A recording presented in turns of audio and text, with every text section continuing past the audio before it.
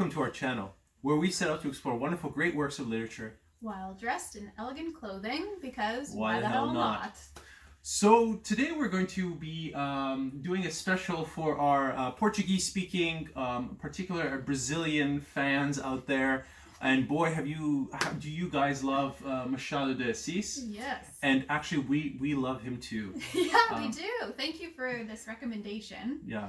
It was awesome. It was a great read. Quite wonderful, yeah. So many years ago, I had read The Alienist, and then we revisited that just not too long ago, a few months back, and we made a video on it. And the commentary and the intro, it was just wonderful. Like, people were really into it, and they were very enthusiastic about it, and that kind of like encourages our own enthusiasm as well. And so we decided we'd take on one of his other works, and this is called the Epitaph of a Small Winner. Yes. And this is something that also has been, I think, in the English-speaking world has been getting traction as well. Yeah. And I think it's an interesting book. It's very quirky in many ways. Very quirky, yeah. And even in the sense of, it's like a 19th century, written in the 19th century. Yeah. But it does feel like postmodern. Almost like postmodern. Yeah, it does. Right? Yeah. And I think there's been like very clever. He was way ahead of his time. Yeah, and it's interesting, but it's also interesting because he, in a way, there were some older novels as well, like Tristram Shandy by Sterne. He also wrote in this kind of like very quirky, witty sort of style, kind of like almost a meta narrative where sort of the narrator interrupts himself and then goes back, and then kind of like there's all these stop and flows to the actual novel itself. And it seems like meta fiction. And he also was influenced by Tristram Shandy. I found a lot of elements of like Voltaire. He kind of refers to Dr. He does quote Voltaire a few times too. He quotes him, and he also quotes the character Dr. Pangloss, who is one of the central characters in Voltaire's novella Candide. And it's called Candide or Optimism. And it's about this young, bright-eyed young man who goes around the world on all these adventures, but all these calamities befall him, and all these terrible things occur. But Dr. Pangloss always has this like wonderful, optimistic philosophy about the world and whatnot, and he kind of like almost, in a weird way, it's like another reality beyond the actual reality that he experiences. It's like this imaginary sort of like philosophical pretense that doesn't reflect reality at all in a way. And one of the things that I read up on about Machado de Assis is that he was remember in the book there was like all these chapters devoted to the humanitism. Yeah, that was pretty funny. Yeah, where I think you even noticed that like the philosopher himself was like he went mad in the end. Yeah. And it's like almost like the person who's supposed to be the one who's the most sort of grounded as a philosopher. Yeah, or the most wise, well, maybe not wise, but just sees the world rationally, maybe. Yeah, philosophically, rationally, ends up being like the maddest person in the entire series, but also is aware of his madness, which was like very comedic as well. Yeah, yeah, that was fantastic. Yeah, but so essentially, this whole this humanitism pseudo philosophy that this guy expounds in the book is essentially supposed to be a critique of positivism, which at the time that Machado was living, it was particularly in vogue in the academy. So what is this, negativism? No, positivism is like, in the sense of like, I think it's like the entire cosmos, the entire world partakes of a particular natural law, and that everything can be reduced to simple mathematical and logical formulations about the world. Just as long as you can figure out what the formula is, you can kind of like, you've figured it out and you've explained it away. So it kind of takes the spiritual aspect of things, or sort of the metaphysical aspects, and it kind of like reduces it to common denominator, empirical, nothing but empirical aspects of it, and logical and rational explanations. So it was kind of interesting that he was doing that in this novel, kind of poking fun and poking holes in this idea. And one of the things was, I guess, I don't remember if you remember that chapter, I read this up earlier as well, where envy or greed ends up being like virtues, like through his own philosophy. Explain that a bit more. Well, like through the philosopher was saying, like through this philosophizing of this humanitism, through his arguments, right? If A is this, and B is this, therefore C is this. through his sort of like sophistry in his arguments, he ends up trying to he convinces the Bras Cubas that envy and greed are actually part of humanitas and are therefore good things and good qualities, and rather than being things that are, you know, unvirtuous, are actually the height of virtue. Right? And so anyway, so it kind of plays with all these different philosophical tropes as well, and apparently Bras Cubas was also influenced greatly by European writings, which is interesting as well.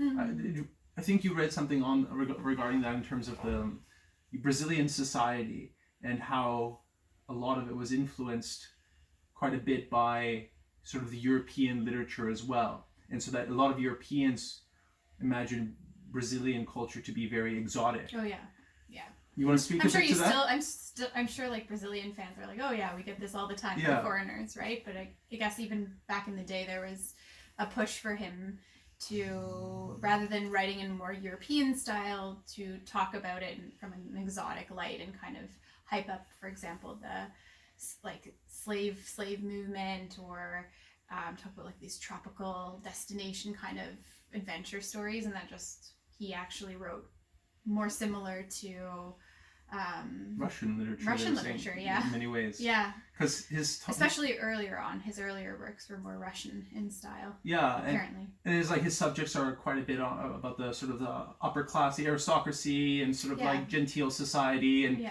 kind of like the adultery, the like scandals, the insight into that, and yeah, and the sort of there's this one character in Russian literature. The book is called Oblomov, and it's this kind of like this very superficial man, kind of like the redundant man almost in a way, right? Superfluous man is actually the term that's given to it, where he just lays on the couch and he can't even bring himself to do anything, right? He's like so, you know, stuck in his own head in a way, right? And so there's elements of that as well in Bras Cubas, I found. But what do you think about the sort of the premise, because we haven't really gone into the actual organization of the book. So it starts off with him at death, right? Yeah. And I think he's like, I just thought it was very cheeky, and like I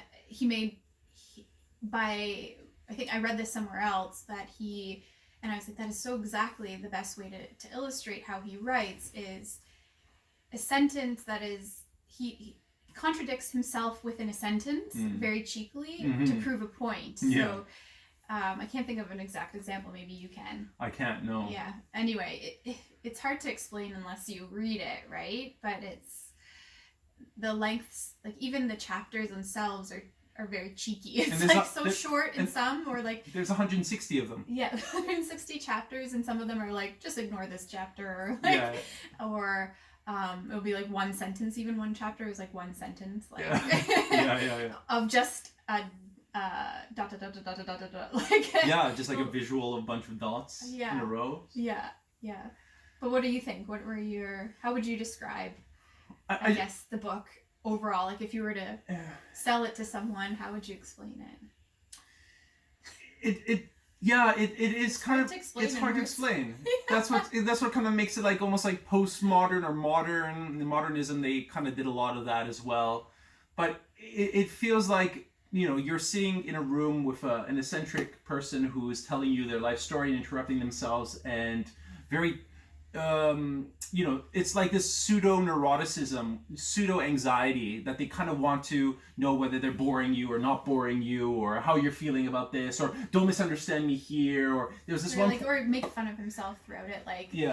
Oh, this is going to bore you. Maybe don't bother. Like, this is a boring chapter. You probably don't even want to hear about it. Like, it does seem like a conversation you would have with someone who's kind of all over the place explaining themselves. And they're like radically, not radically, that's not the right word, but simple, typical life, but all of the lessons and wisdom within that actually quite not that adventurous of a life, really. Like, it's a very... It's amazing how captivating it was for not having all that too much drama in it. But I remember the point where he was like, the love affairs in his life were kind of at an end, And he was like, oh, you know, gentle reader, if you happen to be, you know, female, you know, you might not be interested at this point. I apologize. Yeah. and then you said something. Yeah, I was like, oh, I probably would have started to tune out. That's hilarious. It's like he read your mind. Like he just shows how much he understands human nature. And like, even though that's maybe some people might be offended by that generalization, I don't know. I wasn't. I was like, you literally like took the words out of my mouth before I had even processed that to be the case, right? Like that was hilarious. Yeah. Yeah. And so so I mean, I was hesitant, to be honest, to get into this book first because everyone always advertised it, and even in the sort of the cover and sort of all the different reviews, they talk, oh, it's a very pessimistic, cynical portrayal. So I didn't find that at all. I thought it was like realism. I would say, not pessimism. But like I realized, like, delving a little bit deeper into it philosophically, I realized what the pessimism was about. And he was influenced by Arthur Schopenhauer, who was a German philosopher in the 19th century. He wrote The World as Will and Representation, and Schopenhauer was influenced by Buddhism. He was actually one of the first philosophers to take Buddhist sort of writings and introduce it to the sort of Europe, right? And so Arthur Schopenhauer is particularly a pessimistic philosopher. He kind of had his philosophy of pessimism is this idea that like it's better not to have lived at all than to have lived. Like to bring something into a world is in a sense an act of like a fallen being, a fallen state. And you know, there's so much misery in the world, there's so much suffering in the world, just kind of like the Buddhist sense of like suffering, right? Yeah. That it's almost better not to have existed ever in the first place than to have actually been brought into the world. But he does have like there's a positive spin to it where he says like art and music will be able to lift one out and redeem a bit of that suffering in the world. I didn't get that from Machado de Assis. But what happened is the last chapter, that's exactly what he says. Is like, remember, it's like weighing the balances and scales of my entire life. You know, I tried to be a minister in some sort of bureaucratic sort of system. I failed to be a minister.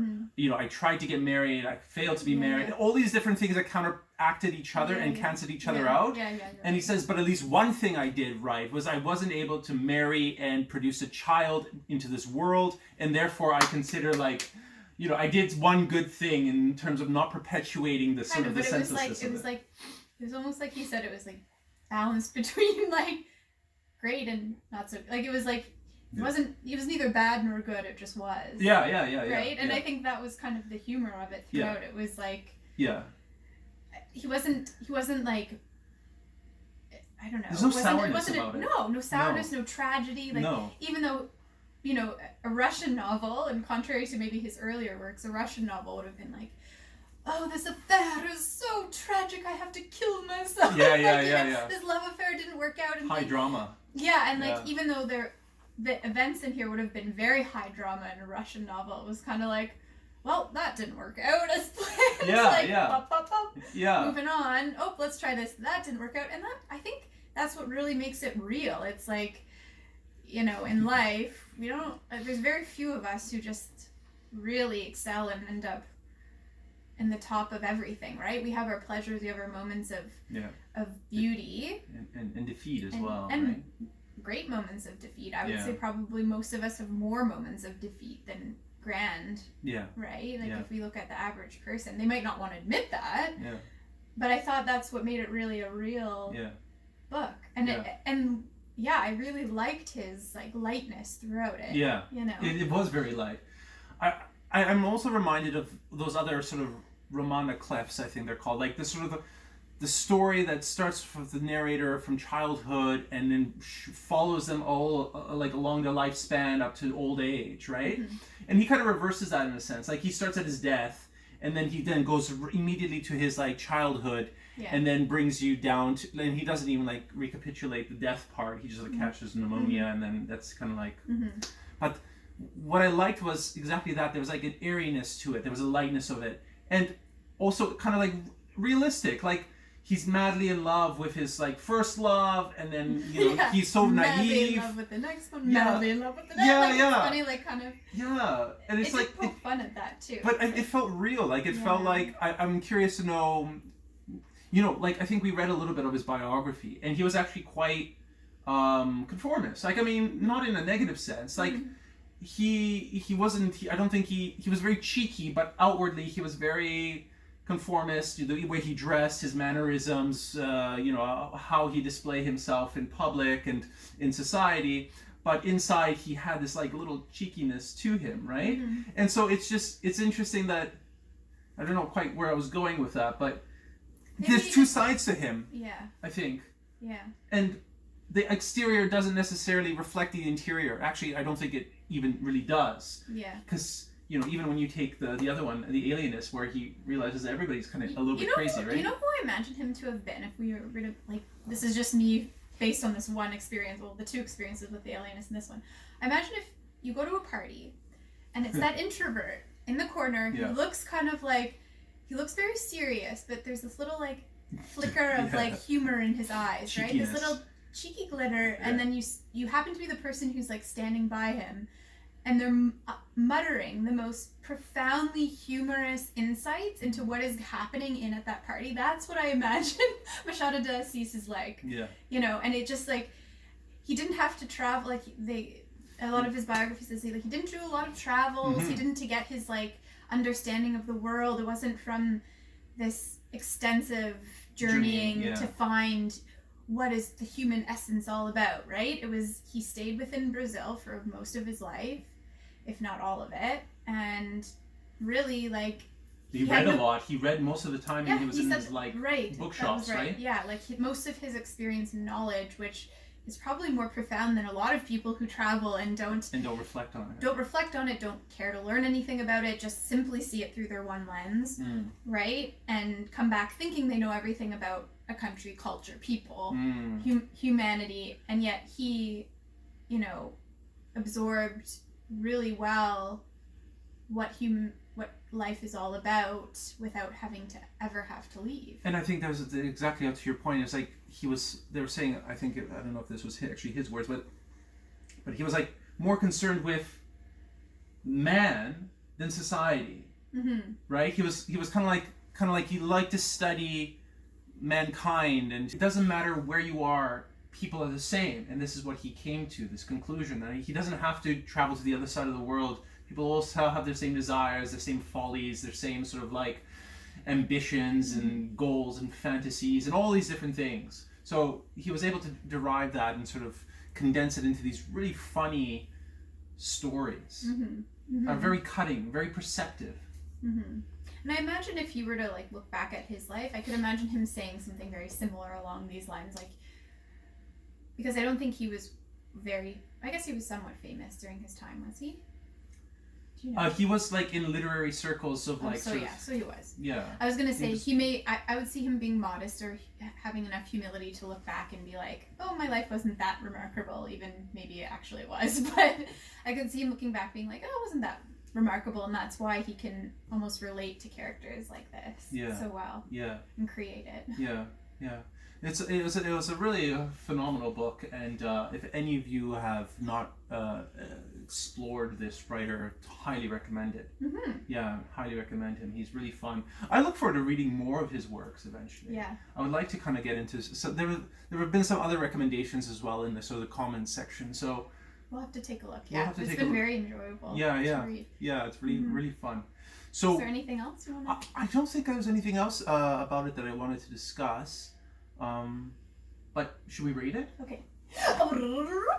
Okay, I'd rate it a 4.3 out of 5. Okay, yeah, I was gonna give it a 4.2. Yeah. 4.25. Yeah. 3, 6, 7, 9.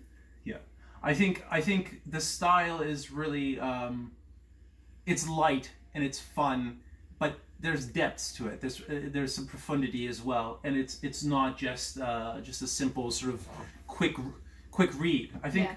We were traveling for 3 hours at a time, and we did go through it, but I think rather quickly. But if we wanted to, I think we could also mull over some of the deeper things, because there are things there that obviously you'd want to know some background if you're interested in that sort of thing, sort of the philosophical ideas and some of the sort of the criticisms here and there of whatever that, many different things that he was trying to express through the book. Veiled in a veiled sense, but yeah. It was really fun.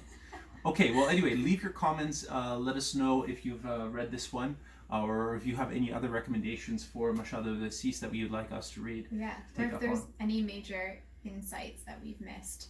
I know I'm sure a lot there of are. things. I know that. Well, yeah, we didn't really touch on. I'm sure a lot of it. For some reason, I struggled to put in words because he illustrates just the simple, humor in everyday life so well. It's hard to put that into words. Yeah. The impact. It's like he's a very deep thinker. So yeah. Yeah. But doesn't have the pretensions of being a deep thinker. Yeah. That's what's so funny about it. Yeah. Oh, There's I don't think I've ever read anyone with so much humility. yeah, it's very self-effacing. Mm-hmm. Yeah, that's what's kind of refreshing about it, I guess. Yeah. Well, one thing I wanted to mention before we end this is I'm surprised the famous 20th century Argentinian writer Jorge Luis Borges never read Machado de Assis. And there was a thing where they were saying a lot of people in South America and Latin America many people haven't read Machado de Assis. But I don't know, maybe it's changed now with the schooling system. Maybe they've incorporated into the curriculum. But for the longest time, he was actually translated first into English. Before Spanish. Before Spanish, I believe. Yeah. And so they're wondering whether it was like a Portuguese-Spanish thing going on with terms of South America, because a lot of critics consider him to be one of actually the greatest writers of South American literature, right? And he wrote in Portuguese, so that's interesting. So let us know your thoughts about that. Yeah. Anyway, you have yourself a good night, and we hope to speak to you soon. Take care, everyone. Take care. Thanks.